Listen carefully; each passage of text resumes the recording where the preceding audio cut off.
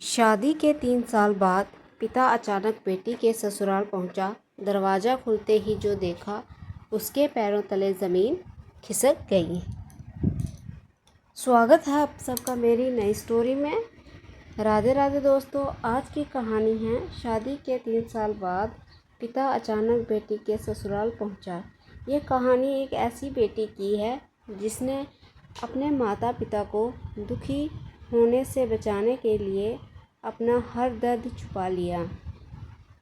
लेकिन जब एक पिता अपनी बेटी की सच्चाई जानता है तो उसकी दुनिया ही बदल जाती है। गांव शामापुर में रहने वाले गोपाल अपनी इकलौती बेटी काव्या से बहुत प्यार करते थे। उनकी छोटी सी कपड़ों की दुकान थी। कमाई ज़्यादा नहीं थी, लेकिन उन्होंने कभी अपनी बेटी को पढ़ाई में कमी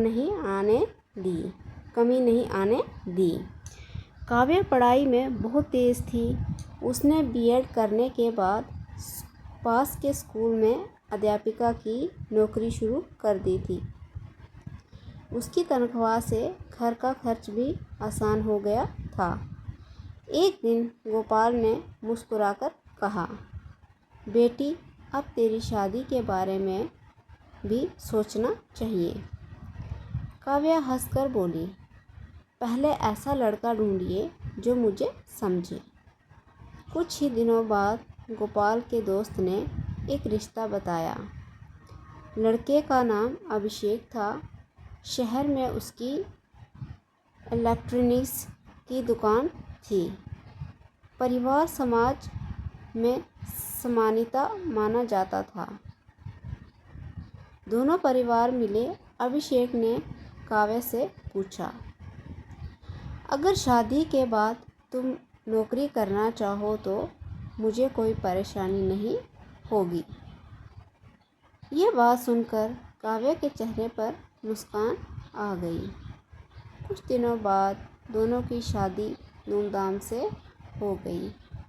विदाई के समय गोपाल ने बेटी को गले लगाकर कहा, बेटी, अगर कभी भी कोई परेशानी हो तो सबसे पहले मुझे बताना। काव्या ने आंसू पोंछते हुए कहा, आप चिंता मत करना पापा, मैं हमेशा खुश रहूँगी। शुरुआत के कुछ महीने बहुत अच्छे रहे, लेकिन धीरे धीरे सब बदलने लगा। सास कमला देवी हर छोटी बात पर टोकने लगी। इतनी देर से उठती हो, खाना ऐसे क्यों बनाती हो, हमारे घर की बहू नौकरी नहीं करेगी। जब काव्या ने अभिषेक को उसकी कही हुई बात याद दिलाई तो उसने धीरे से कहा, अभी माँ को बुरा लगेगा, कुछ समय बाद देखेंगे। काव्या चुप हो गई। धीरे धीरे उसकी नौकरी छूट गई। अब सुबह 5 बजे से रात 11 बजे तक घर का सारा काम वही करती। फिर एक दिन घर के कारोबार में भारी नुकसान हुआ। उस रात सास ने कहा, अपने पापा से 5 लाख रुपए मंगवा लो। काव्या ने कांपती आवाज़ में कहा, मम्मी जी, पापा ने मेरी शादी के लिए पहले ही कर्ज लिया था। उनके पास इतने पैसे नहीं हैं। बस यहीं से उसके लिए उस घर के दरवाजे बंद होने लगे। हर दिन ताने, हर दिन अपमान, और सबसे ज़्यादा दर्द देने वाली बात अभिषेक की चुप्पी। वह कभी पत्नी का साथ नहीं देता था। उधर जब भी गोपाल फ़ोन करते, काव्या हमेशा मुस्कुराकर सिर्फ एक ही बात कहती, पापा मैं बहुत खुश हूँ, मेरी बिल्कुल चिंता मत कीजिए। लेकिन सच, उसकी मुस्कान के पीछे छुपा था ऐसा दर्द जिसका अंदाज़ा किसी को नहीं था। काव्या हर दिन मुस्कुराने की कोशिश करती, लेकिन उसके चेहरे की चमक अब पहले जैसी नहीं रही थी। सुबह सबसे पहले उठना, पूरे घर का काम करना, सबकी बातें सुनना और रात को सबसे आखिर में सोना, यही उसकी ज़िंदगी बन चुकी थी। एक शाम सास कमला देवी ने गुस्से में कहा, तेरे मायके वालों ने हमारी कोई मदद नहीं की, अब इस घर का बोझ भी हमें ही उठाना पड़ेगा। काव्य ने धीरे से कहा, माँ जी, पापा सच में मजबूर हैं। इतना सुनते ही कमला देवी ने सामने रखा गिलास ज़मीन पर पटक दिया। बहुत जवाब देने लगी है। अभिषेक वहीं खड़ा था। काव्या को उम्मीद थी कि वह कुछ बोलेगा, लेकिन उसने सिर्फ इतना कहा, काव्या, माँ का मूड ठीक नहीं है, तुम चुप रहो। उस दिन पहली बार काव्य को एहसास हुआ कि उसकी सबसे बड़ी लड़ाई घर वालों से नहीं, बल्कि पति की चुप्पी से है। कुछ दिनों बाद काव्य की माँ ने फ़ोन किया, बेटी इस रविवार घर आ जा, बहुत दिन हो गए।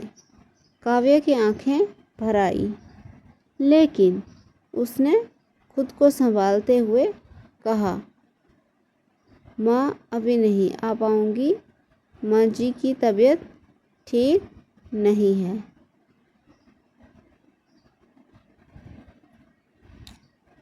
असलियत यही थी कि उसे मायके जाने की इजाज़त ही नहीं थी।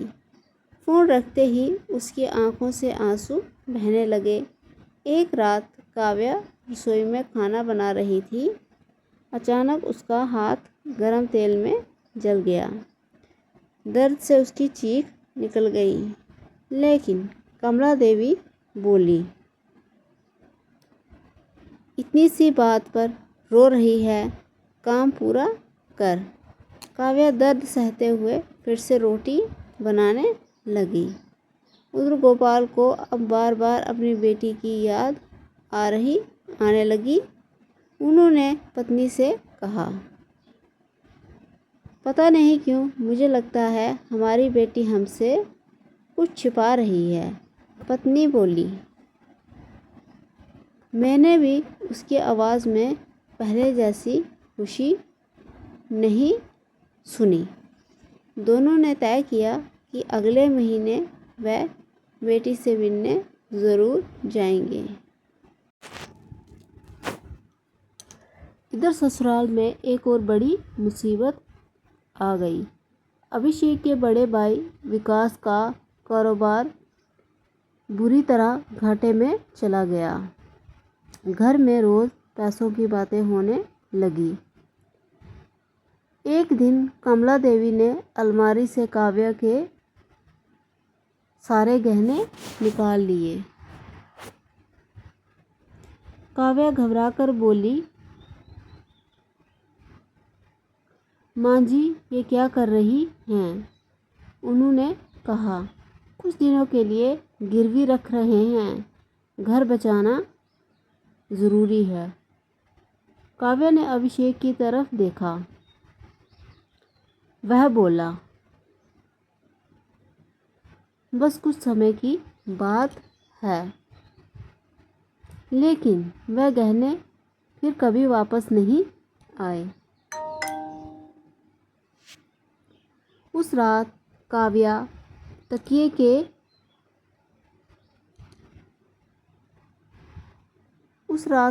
तकिए में मुंह छुपाकर बहुत रोई। उसे अब समझ आ चुका था, जिस घर को वह अपना समझती थी वहाँ उसकी कोई आवाज़ नहीं थी। उसे बिल्कुल भी अंदाज़ा नहीं था कि कुछ ही दिनों बाद एक ऐसी घटना होने वाली है जो उसकी पूरी ज़िंदगी बदल देगी। अगले रविवार सुबह सुबह गोपाल बिना किसी को बताए शहर के लिए निकल पड़े। रास्ते में उन्होंने काव्या की पसंद के बेसन के लड्डू खरीदे और एक हल्के गुलाबी रंग की साड़ी भी ली। उन्होंने मन ही मन सोचा, आज मेरी बेटी मुझे अचानक देखकर कितना खुश होगी। दोपहर करीब 12 बजे वह काव्या के घर ससुराल पहुँचे। दरवाजे की घंटी बजाते ही बड़ी बहू पूजा ने दरवाज़ा खोला। गोपाल को देखकर उसके चेहरे का रंग उड़ गया। इतने में कमला देवी भी बाहर आ गई। अरे समधी जी, आप अचानक? गोपाल मुस्कुराकर बोले, हाँ, सोचा बेटी से मिल लूँ। कहाँ है काव्या? कमला देवी ने जल्दी से जवाब दिया, वो मंदिर गई है। तभी अंदर से विक्रम की आवाज़ आई, माँ, आपने तो कहा था काव्या बाजार गई है। दो अलग अलग जवाब सुनकर गोपाल का दिल बैठ गया। उन्होंने तुरंत काव्या को फ़ोन लगाया। कुछ ही पल बाद घर के अंदर कहीं मोबाइल की घंटी बजने लगी। घंटी बंद हो गई, लेकिन काव्या बाहर नहीं आई।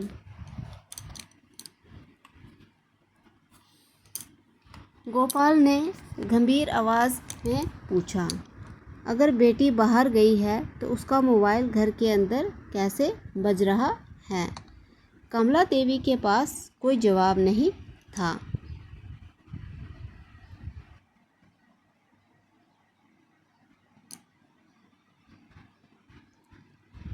उसी समय घर के पिछले हिस्से के किसी रोने की धीमी आवाज़ आई। गोपाल बिना किसी की बात सुने उस तरफ बढ़ गए। सब लोग उन्हें रोकने लगे, उधर मत जाइए, वहाँ पुराना सामान रखा है। लेकिन गोपाल अब किसी की बात सुनने वाले नहीं थे। जैसे ही वह स्टोर रूम के पास पहुँचे, उन्होंने देखा दरवाजे पर बाहर से ताला लगा हुआ था। अंदर से किसी लड़की की सिसकियां सुनाई दे रही थी। गोपाल का दिल ज़ोर ज़ोर से धड़कने लगा।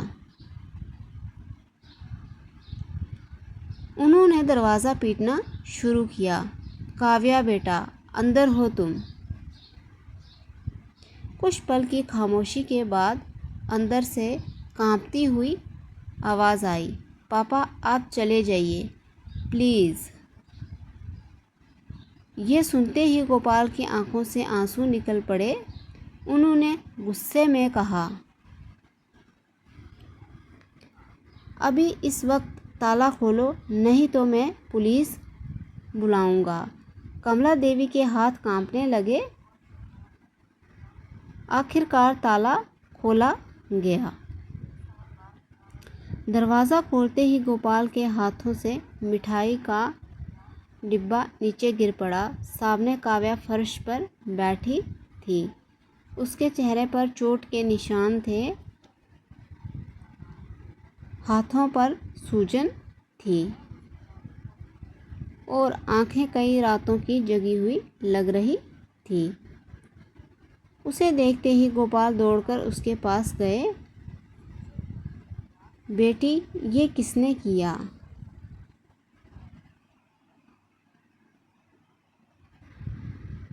काव्या अपने पिता से लिपटकर फूट फूट कर रोने लगी। 3 साल से दबे हुए आंसू आज रुकने का नाम नहीं ले रहे थे।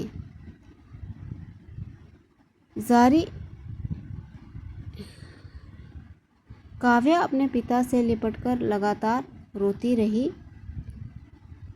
3 साल से जो दर्द उसने अपने सीने में दबाकर रखा था, वह आज आंसुओं के साथ बाहर निकल रहा था।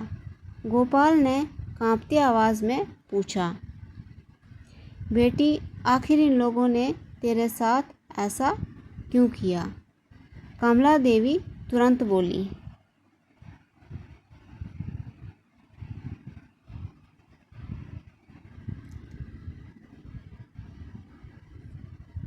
समधी जी, आपकी बेटी ने घर के गहने चुरा लिए, इसलिए हमने इसे कमरे में रखा था ताकि ये सच लिख दे। गोपाल ने सामने रखे कागज़ को उठाया।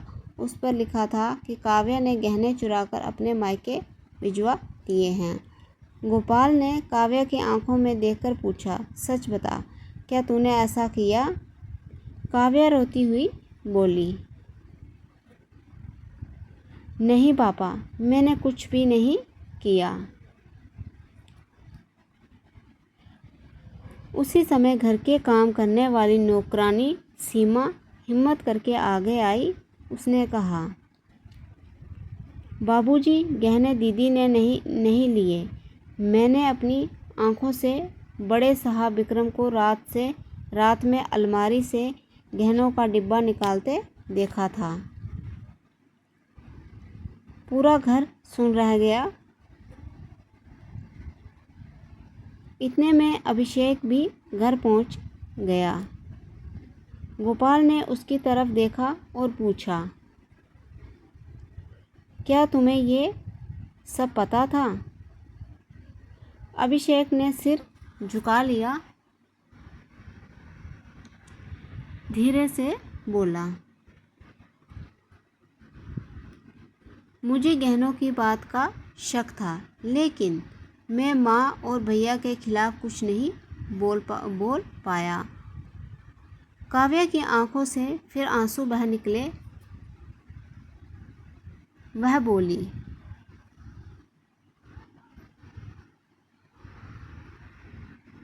ये तो मेरी सबसे बड़ी तकलीफ थी अभिषेक, मुझे किसी दुश्मन ने नहीं, तुम्हारी चुप्पी ने सबसे ज़्यादा दर्द दिया।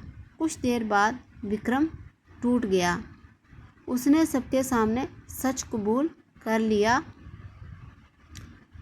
कारोबार में हुए नुकसान को छुपाने के लिए उसने ही गहने गिरवी रखे थे। जब पैसे वापस नहीं आए तो पूरी चोरी का इल्ज़ाम काव्या पर डाल दिया था। कमला देवी भी बेटे को बचाने के लिए इस झूठ में शामिल हो गई थी। ससुर ने गुस्से में कहा, आज तुम लोगों ने इस घर की नहीं, इंसानियत की इज्जत खो दी। गोपाल ने बिना एक पल रुके अपनी बेटी का हाथ पकड़ा। चल बेटी, अब तू अपने घर चलेगी। कमला देवी गुस्से में बोली, अगर आज इस घर से गई तो दोबारा कभी मत आना। इस बार काव्या ने पहली बार बिना डर के जवाब दिया। जिस घर में सामान नहीं मिलता वहाँ लौटकर आने की कोई वजह भी नहीं होती। वह अपने पिता के साथ मायके लौट आई। घर पहुँचते ही उसकी माँ ने उसे गले से लगा लिया। महीनों बाद काव्या ने खुलकर सांस ली। कुछ ही समय बाद उसे फिर से एक स्कूल में नौकरी मिल गई। धीरे धीरे उसका आत्मविश्वास लौटने लगा।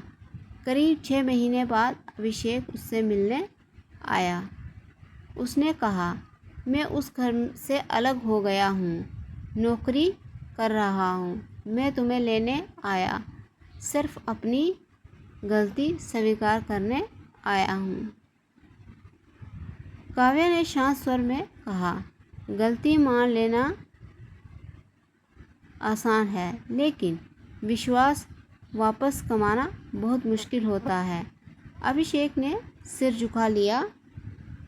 उसने कई महीनों तक अपने व्यवहार से खुद को बदल कर दिखाया।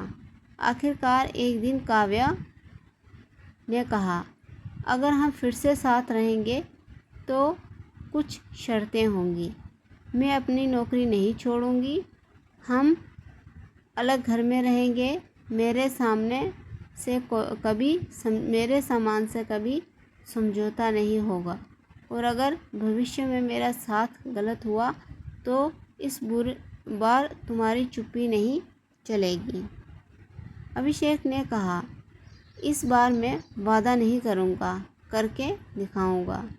कुछ महीनों बाद दोनों ने एक नई शुरुआत की। विदा होते समय गोपाल की आंखें नम थी। काव्या मुस्कुरा रही थी। पापा, उस दिन अगर आप बिना बताए नहीं आते तो शायद मैं कभी अपने लिए खड़ी ही नहीं हो पाती। गोपाल ने बेटी का माथा चूमते हुए कहा, बेटियां शादी के बाद पराई नहीं होती, उनका मायके हमेशा उनका घर ही रहता है। सीख, किसी भी रिश्ते की नींव सम्मान और विश्वास पर टिकी होती है। अन्याय सहना त्याग नहीं है, और गलत के सामने चुप रहना भी गलत का समान साथ देना है। माता पिता को अपनी बेटियों से ऐसा रिश्ता बनाना चाहिए कि बिना डर के अपने दर्द समझा कर सकें, और हर पति का कर्तव्य है कि वह सही बात के लिए अपनी पत्नी का साथ खड़ा रहे। तो फ्रेंड्स, ये थी हमारी आज की स्टोरी अच्छी लगी हो तो लाइक शेयर कमेंट ज़रूर कर दें। चैनल को सब्सक्राइब करना ना भूलें, साथ ही बेल आइकन को प्रेस कर लें ताकि वीडियो का नया नोटिफिकेशन हो सबसे पहले आप तक पहुंचे। मिलते हैं नेक्स्ट वीडियो में, तब तक के लिए धन्यवाद।